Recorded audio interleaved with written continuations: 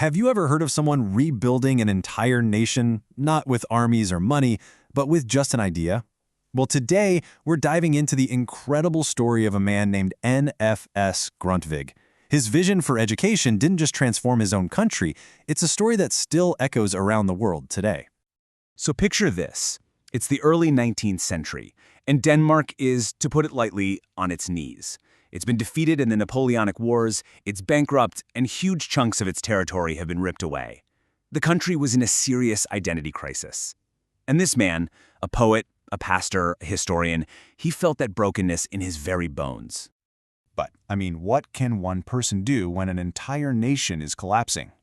Grundtvig's answer wasn't in politics, not in the traditional sense. He believed that the foundation for a whole new Denmark could be built on a single, powerful idea. To really get the power of his idea, though, you have to see the world he was living in. So, let's take a step back and look at the Denmark he was born into. This was a time of just massive turmoil. The national spirit was completely shattered.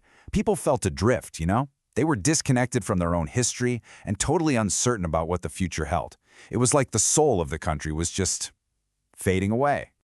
And right at the heart of this crisis was this deep, deep social divide. On one side, you had the elites.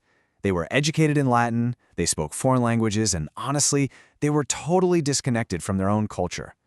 Then, on the other side, you had the regular people, the farmers, the workers. They were the true heart of Danish identity, but they were uneducated and had absolutely no voice. But here's the thing. Before Grundtvig could even think about healing the nation, he first had to confront his own inner demons. He went through this period of profound personal crisis. And he really struggled. He wrestled with deep depression, a serious crisis of faith, a feeling of just complete and utter meaninglessness. It was a dark, painful journey that pushed him right to the edge. But out of that darkness, he found a light.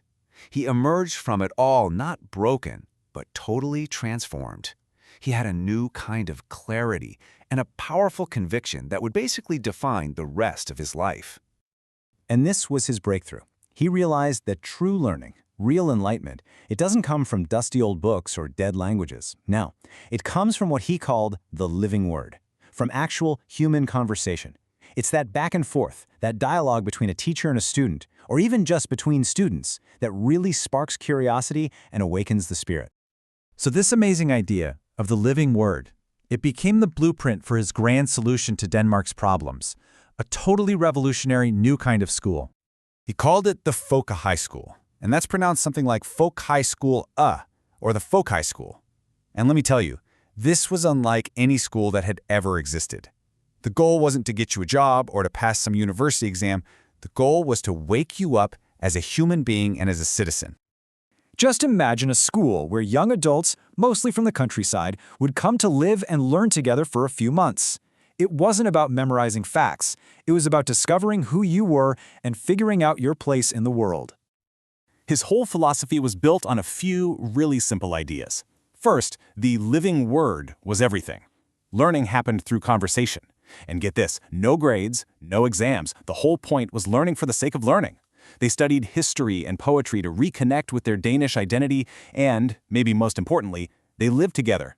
They were learning what it meant to be a citizen by actually practicing it, day in and day out. So, the big question is, did this radical idea actually work? What was the long-term impact? Well, the short answer is it changed everything. Okay, so check this out. The very first school opened up in 1844. Within just a few decades, these schools had spread like wildfire all over Denmark. Suddenly, you have this newly enlightened and empowered rural population.